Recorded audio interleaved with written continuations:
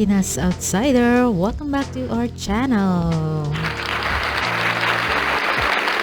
At for today's video, makikimarites na naman tayo sa mga issue at latest news ngayon. Pero bago yan, huwag kalimutan mag-like and subscribe to our channel. Tara, simulan na natin. Ikipag-cooperate pero papayagan. Preferably face-to-face interviews ng ICC with these people. But we are not there in the business of informing these people that the ICC will talk to them because we are not members of the ICC. We just note such requests as a government.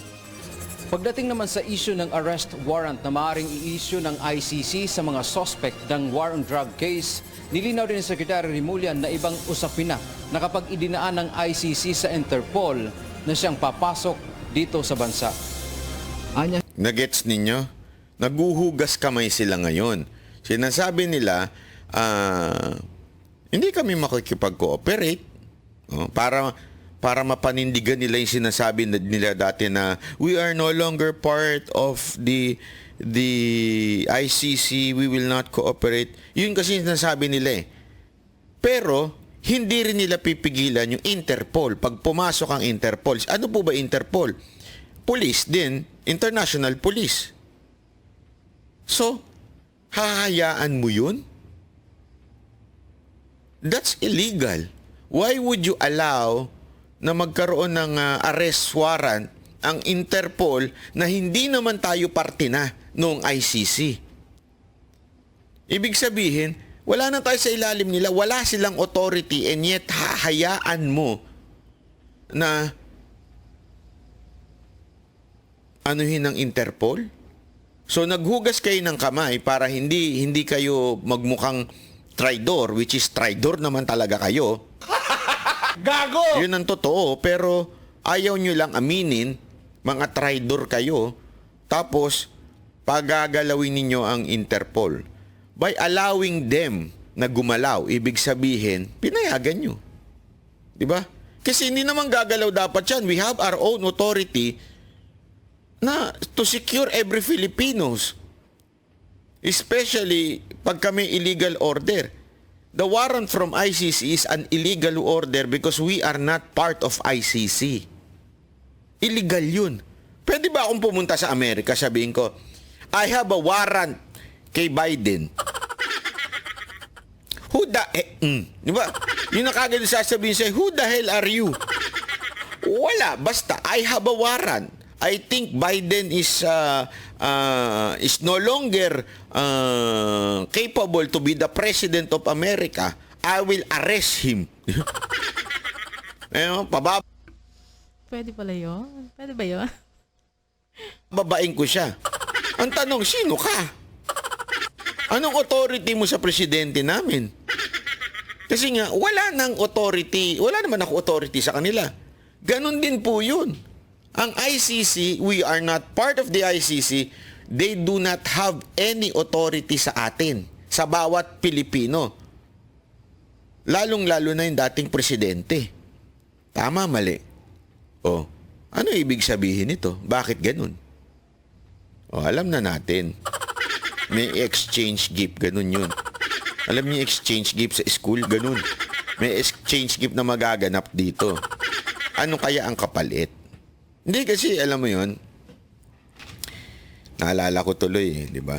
Naalala ko tuloy yung, alam niyo, panuorin yung paulit-ulit yung yung kay General Luna. Panuorin yung paulit-ulit. Kasi nauulit lang. Naalala niyo na kung sino ang pinalalabas nilang pumatay kay General Luna? Mga Pilipino din, di ba? May kapalit eh. Tandaan ninyo, may kapalit yun para manatili yung ating presidente at that time. May kapalit. Oh. Ibigay niyo yung ulo ni General Luna sa amin, may kapalit. Kaya nga ang tanong ko dito ano kayang kapalit sa ulo ni Pangulong Duterte? Utang? Atraso? Tax evasion? Anong kapalit? security pagka napatalsik? Ano ang kapalit? Yun ang tanungin natin, di ba? Tuloy. Pasensya na, hindi ko nababasa yung ibang chat ha. Meron daw umi-epal dyan eh. Hayaan mo na, ganun talaga. Pagtanga, pumi-epal yan eh. Tuloy. Ha? Pasok. Hindi haharangin ang Interpol lalo na tayo ay bahagi nito. Ngunit tatalakayin pa rin ng gobyerno ang susunod na hakbang kung sakaling nandito na nga sa Pilipinas ang Interpol at akwal na isisilbi ang warrant of arrest. Pag hinarang mo yan, magkakaroon tayo ng repercussions sa country. Pag-aralan pa rin namin. Meron daw tayo repercussion. Pag hinarang, pambihira. Paano magkakaroon ng repercussion? Wala naman silang otoridad sa atin. Paano magkakaroon ng repercussion? Ito naman si Secretary Remulla, oh. Okay lang sana eh. Ako, maintindihan ko pa eh. Maintindihan ko pa kung sinabi niya, we have to follow because we are part of the ICC. Yun, medyo shoot pa sa banga. Medyo, may argument pa. Pero yung, hindi ka na part eh. Wala nang jurisdiction sila sa atin. Tapos sasabihin mo may repercussion. Ano? Hindi na quit sa utang? Anong repercussion? Wala nang amnesty sa tax? Yun ba ang repercussion? Di ba? Kung anong pwedeng gawin, we will study the possibilities of or the implications of dealing with the Interpol on this matter. But we are not in the business of blocking the Interpol's job. Dan Tiamento, UNTV, News and Although, hindi ko lang alam kung papayag si Pangulong Duterte pa-aresto. Kasi sabi niya, okay lang magpa-aresto kung ang aaresto sa kanya ay kapwa Pilipino. Ang alam ko, yun ang huling sinabi niya. Pero kung hindi kapwa Pilipino ang mag-aaresto sa kanya, hindi siya papayag. Which is may point. Bakit ka magpapa-aresto sa ibang lahi? Kung kapwa mo Pilipino, sige, arestuin nyo. Kaya nga, ewan ko lang, kung merong Pilipinong nasa matinong isip ang aaresto kay Pangulong Duterte. Matinong pulis ha? Meron kayang aarestong matinong pulis kay Pangulong Duterte o kaya sundalo? I don't know. I doubt. Pero pag hindi ho Pilipino, iba usapan diyan. Ako po. Baka magkaroon ng hindi magandang kasi that's illegal. So if there's illegal na nangyayari, aarestuin ka illegally, abay pwede kang pumalag to protect and defend yourself. Tandaan niyo yan. Kung aarestuin ka lang, hindi aresto kasi yun, hindi yung legal arrest. Pagka kukunin ka, kidnapping yun. Tama, mali. You can defend yourself as much as you can. Bakit to? Mantakin mo, halimbawa, ako puntahan ako dito. Arestuhin ako. Yun ang ginamit. I will arrest you. Asan ang warrant of arrest? Wala. In what authority are you arresting me? My own authority. Your authority is not my authority. So pwede kang pumalag dun, di ba? Kasi sandali, sino ka? Pero kung pulis yan at talaga may warrant of arrest, sige, arrestuin niyo ako. Then laban. Then laban sa husgado. Pero hindi eh. Kaya nga, maniwala kayo sa akin, medyo hindi maganda itong gagawin ninyo. Alam nyo, ito lang mga kababayan. Sana natuto na tayo. Ewan ko, pero sigurado ako naniniwala ko eh. Sino ba dito yung mga banateros? Pataas nyo nga kamay nyo. Naniniwala kasi ako sa mga banateros, mga malalawak ang isip niyan. Pero dun sa mga tanso na nagkukunwaring Duterte supporter, utak niyang biya.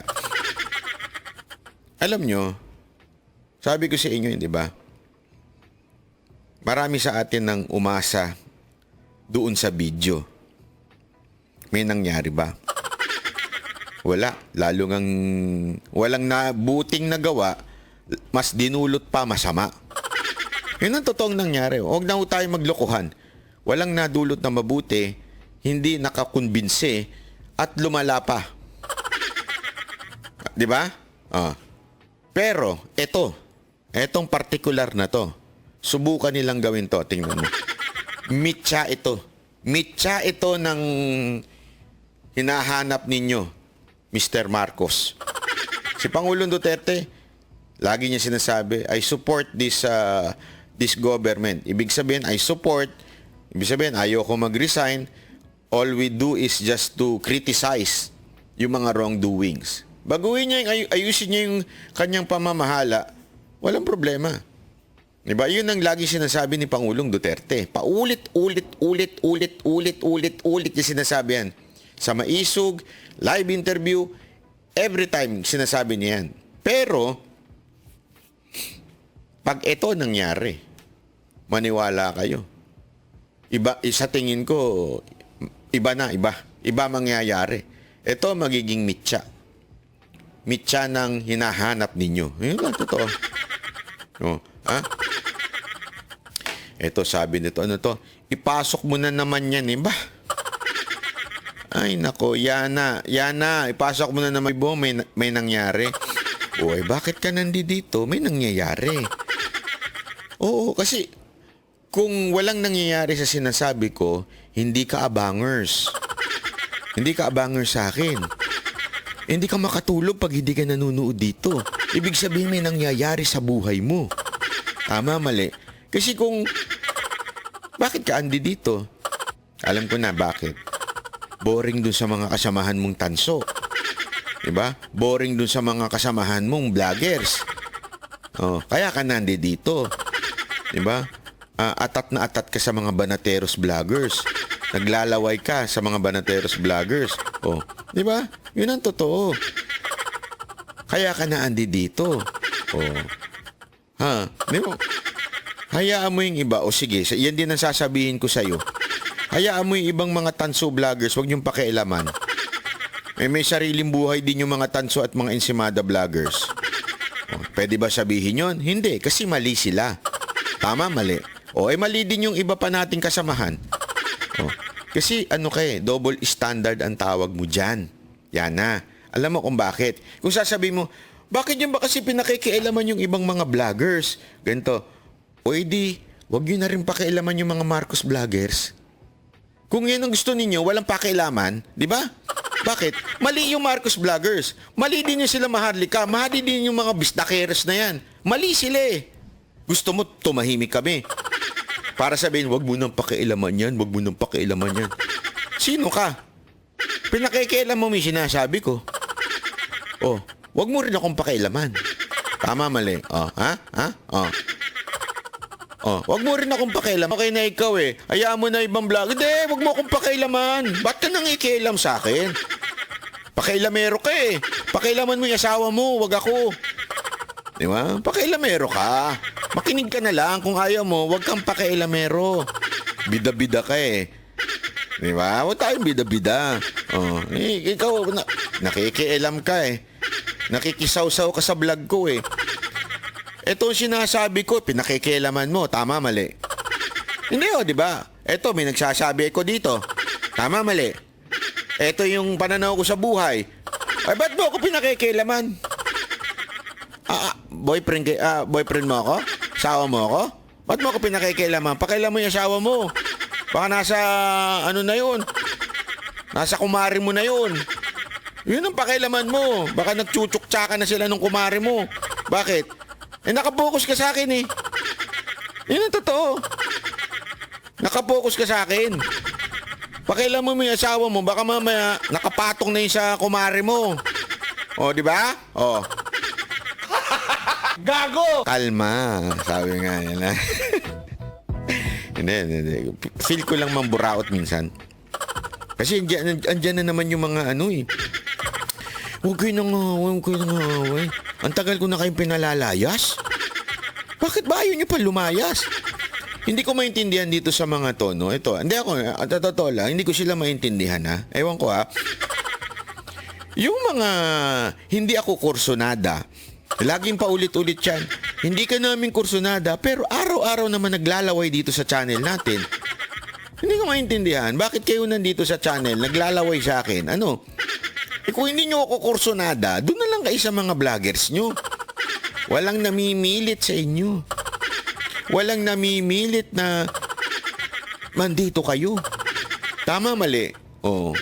Ay, sus, Ginoo, Gyudo. Oh. Kaya, ano na, alis na.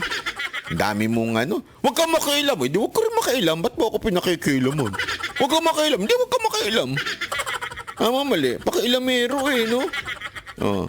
Yummy ka daw. Okay. Hindi nyo naman sinabi. Madali naman akong kausap. Kaya tuloy. Rescue. Diyos ang aming sandigan, serbisyo publiko. Yun pala, tapos na. Ito pa, isa pang balita. Okay. Balita naman dito kay sa... Ito. Wait lang.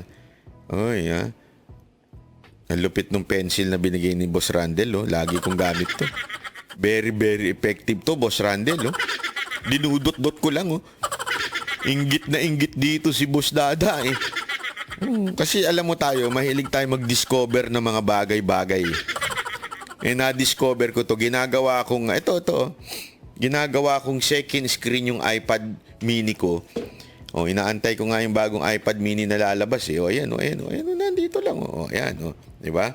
Tapos, dudut-duting ko lang, di ba? Ang lupit, ang gara, di ba? Pare, dudut-dutin natin, halimbawa, ito, dito tayo sa issue ng Interpol Blue Notice. Ayan, pasok. Uy! Huwag mo ko ipahiya.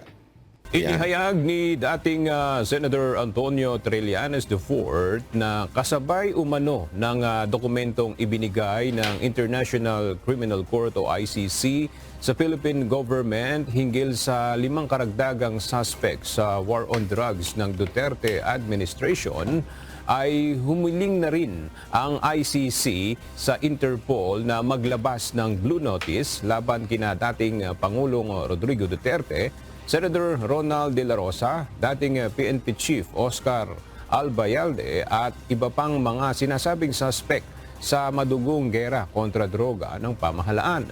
Layo nitong mamonitor ang galaw nila sa labas ng Pilipinas. Pero ayon kay Trillanes, Grabe rin, alam mo yun? Lumabas. Ito yung taong bayan, gusto talaga mapuksa ang droga at criminality sa Pilipinas. Tama, mali. Kaya nga nila binoto. Tandaan ninyo, PRRD won landslide. Nanalo si PRRD landslide. It's a, tawag nga nila doon revenge vote. Bakit revenge vote? Kasi nung panahon ni Pinoy, with all respect sa kay Pinoy, talaga nga namang nasira ang bayan natin sa criminality. Mismong DILG secretary, alam niya kung saan daw ang droga. Wala naman sa ginagawang paraan.